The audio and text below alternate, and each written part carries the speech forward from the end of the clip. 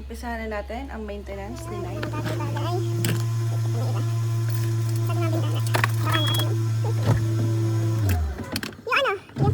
Yung parang sa mama. Ay ka lang dyan, sir. Ako na po. Ayan. Yung maintenance na si Night, mga kaibigan. Maintenance, dadalgaling ko ito. Anong unang chinecheck niyo? Unang-una, first check muna natin yung condition ng langis. Kung ready ba siyang i-change oil. Kasi meron tayong tinatawag na oil sludge. Pagka nakita natin ang oil sludge yung makina natin, ginagamitan po natin siya ng engine flushing bago natin siya i-flush o i-drain yung langis. Opo. Para yung namauna na lang dun sa loob ng makina, ma-flush out natin para pagdating ng pagka sobrang mayroon naman na sludge na sobrang sludge, ang ginagawa na doon yung pagka dapat mong ganun namumuo na, ang ginagawa na natin nun, hindi na kaya na ng engine flushing nun. Ang ginagawa na nun, tinatanggal na natin yung valve cover tsaka yung oil pan para yung buong system nung parts ng makina mahugasan, matanggal yung sludge na matindi na namuo na langis. Ay, ba't nabubuo yun, sir? Nakukuha natin yon pagka na-overdue tayo sa PMS, yan. Kapag gumagamit tayo ng mga oil additives, tapos minsan kapag sumusobra yung maintenance period ng sasakyan natin, doon po natin nakukuha yung oil sludge na tinatawag natin sa engine. Okay. So para yung nakita natin dito sa texture ng makina nyo is good pa naman. Pero Ay, hindi naman siya sludge. So okay to na pwede kong i-change oil. Ayun. Buti na lang. So will maintain naman yung nasusunod naman yung pagkaganto kasi yung kondisyon ng langis nasusunod naman yung maintain period ng sasakyan natin. So maganda yung langis na na nasa loob ng makina natin. Ayun. So pwede natin siya i-PMS. Ayos, ayos. Tapos ano pang chinecheck, sir? Oil, tapos? Oil, pagkatapos natin i-change, i-check yung oil sa PMS package natin, nandun po yung linis ng preno, inspection ng mga suspension, then adjust ng preno sa likod, then cleaning ng air filter, then cabin filter, then also pagka yung battery, check din natin kung palitin na o hindi pa kasi meron tayo dito tinatawag na lifespan ng battery natin. Every 18 months to 2 years ang lifespan ng battery natin. So pagka hindi natin lumagpas ng gano'n, maaaring na-expire yung lifespan ng battery. May mga times na kapag pinarada natin, minsan hindi siya gagana kasi yung lifespan ng battery tapos na. Ganun po yung minsan. Pero pagdating naman sa daily driven, pag nagdadrive po kayo, hindi naman siya mamamatay bigla na habang nagdadrive kayo. Make sure natin na yung charging system natin sa alternator ay gumagana. Mapunta rito sa battery system. Ang nagiging cost lang ng battery pagka na-expired pagka parada natin ng ganito, pagka parada natin ng gabi, morning ng umaga, minsan hindi na-aandar dahil yung lifespan ng battery tapos na. So yung mga sine-check natin dito. Then check po tayo ng mga fluids, brake fluid, cooling system fluid, katulad ng coolant. Then top up tayo ng mga windshield washer. Yan, i-check din natin yung condition ng belt natin kung goods pa siya na gamitin o kailangan na replace. Ganun po. Belt as in fan belt? Ito po yung drive belt po natin dito sa may makina. Yan po tawag dito is drive belt po yung tawag dito. Yan po yung check natin kung pinapalitan natin. Condition ng punong gulong kung expired na ba o hindi pa. Yan, nakikita natin dito kung mayroon ditong makikita natin yung year production po. Ito po siya. Bale yung last digit na 2 digit is nakikita natin 2021. Ayun po yung year production ng gulong. So ang lifespan ng gulong naman natin is 5 years lang. So 2020 plus 21 plus 5 is 2026. So 6 na po ito ngayon. Ayun po yung pag-check natin sa gulong kung expired o hindi na. So hindi pa. Kung unless naman kung nakikita natin dito, ang makikita natin pagka ganun na inabutan po siya ng expiration ng gulong may kita po natin dito, magkakrak na po yan. Then may kita natin yung thickness ng gulong wala na, medyo manipis na. So, ayun po yung indikasyon na palitin na yung gulong. Okay, pero tingin niyo, sir, yan? Ito ma'am, advice mo namin dito, pagka ganito na expire na yung gulong, pinapalatan na po natin. Kasi minsan kapag na-overdue na tayo sa lifespan ng gulong natin, nagkakaroon na, minsan nagkakaroon po tayo ng damage cause ng pagsabog. Sumasabog po siya sa daan. So, yan dapat po yung lagi natin mini-maintain lagi. Okay. Yung kasi dito po tayo nakabase pagdating sa driving system natin dapat laging condition po yung gulong natin. Kasi nasa control po ng sasakyan natin yung gulong. Part po ng driving control yung gulong. Pagka ito nagkaroon ng problema, sumabog, mawawalan po tayo ng driving control sa daan, magkakos po tayo na accident. Okay. So yun dapat po yung mga tin-check natin medyo. Opo. Then check din natin dito kapag ano, mga accessories natin kung gumagana, headlight, signal light, fog light, then yung mga yung kitawag natin accessories sa likod, yung brake light, tail light, din natin kung reverse light kung gumagana po. Lahat po ng accessories tinitingnan po natin kung gumagana. Opo. Then pagka nakita lang natin na may mga problema naman po, yun ginagawa po natin siya ng recommendation. For scheduling naman po para bagong JO kung gagawin po na kung pa-approve nyo yung recommendation natin. Then pupuntahan ulit namin dito para gawin po yung mga recommendation po namin. Ganun po. Okay po. Okay, Sir Hill po. Opo. Nice to meet you, Ng sir. technician po. Hello po. Ay, hello Technician po. Yan Ayan. po, technician. Yan, Ng si Sir mekaniko Hill. po.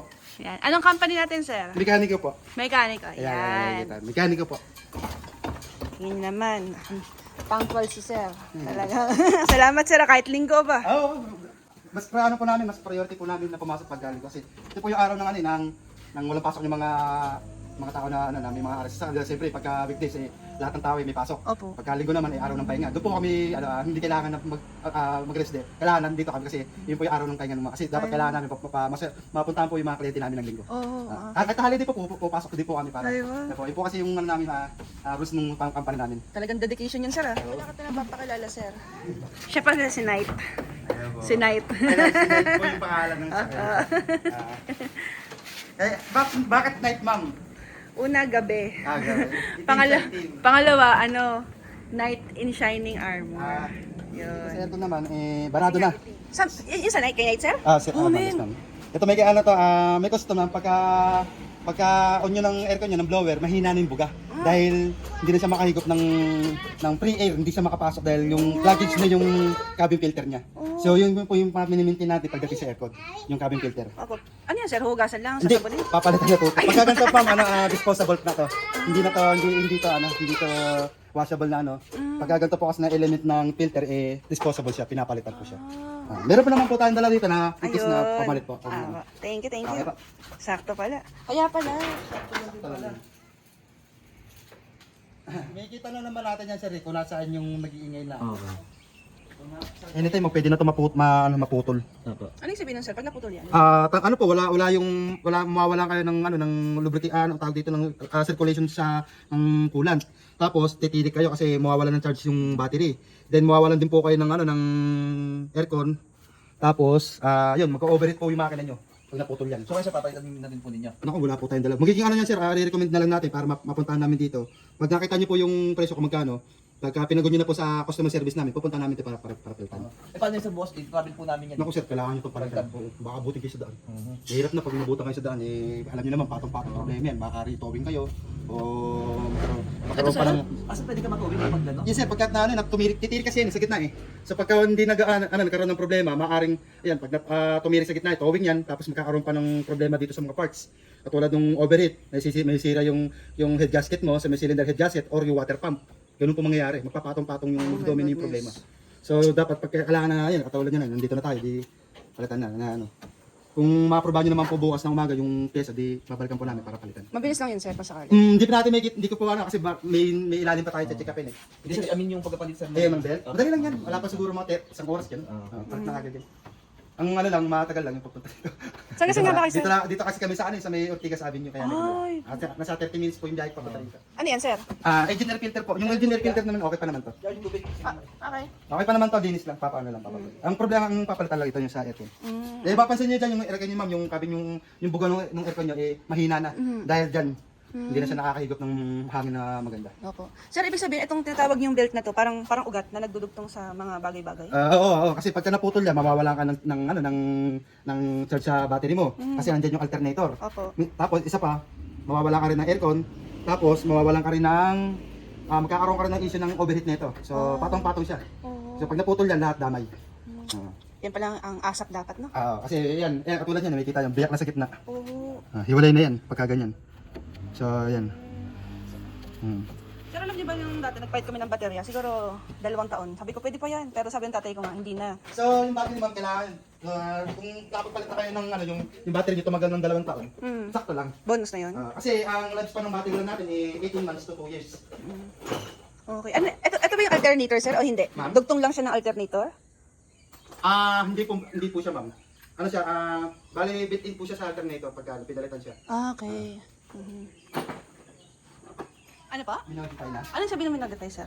Dati siyang, minodify yung braking system niya. Dati po siyang drum brake dito sa likod. Ginawa na siya, naging caliper na siya. Parang, ito na kasi yung modelong ganito kasi yung niya nakalagay dito. Dapat to brake drum yung ginawa ng caliper disc brake na. So pinaganda yung brake system dito sa likod. Anong sabi namin, sir? In-improve, ganun? Upgrade. Para mas malakas? Anong sabi ng sir? Lumatagas? O may tagas siya sa engine ng lungs. Ayun po ma'am.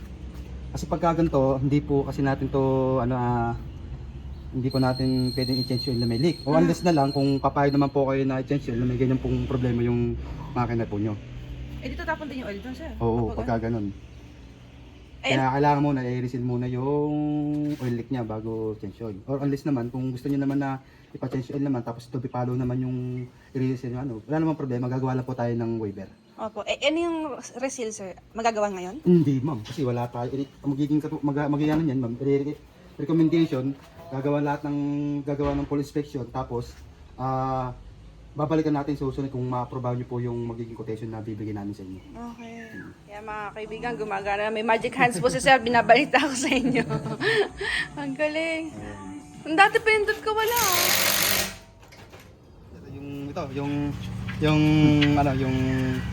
Yung exhaust pipe gasket. Ayan. Gasket ibig sabihin sir, yung Gasket lang yan. Yung gasket, yung dugtungan kasi niya, may gasket yan eh. Yan. So pipi na yan. Kita mo, may play na. Tapos may kita mo dyan dito sa may gitna. At Yan. Sir, ano ba yung magandang ipapalit dyan na exhaust na yung sasabi ko sa inyo? Magpapalit ka ng maganda yung ganyang naka-exhaust ka na. Gusto niyo yung magic Isang channel lang. Yung channel lang? Isang channel lang. Channel. Sa AM lang. AM? Ano pong AM? Sa AM channel 1. Pero sa FM FM wala. wala, hindi na ma-scan eh. Bakit po ganun? Sa antena, Hindi na daw. sa location natin walang signal. Try nyo sa ibang location. Tapos scan nyo lang. Okay. Ang galing ah. At least may radyo na. Kaso nga AM. Okay lang yun, sir.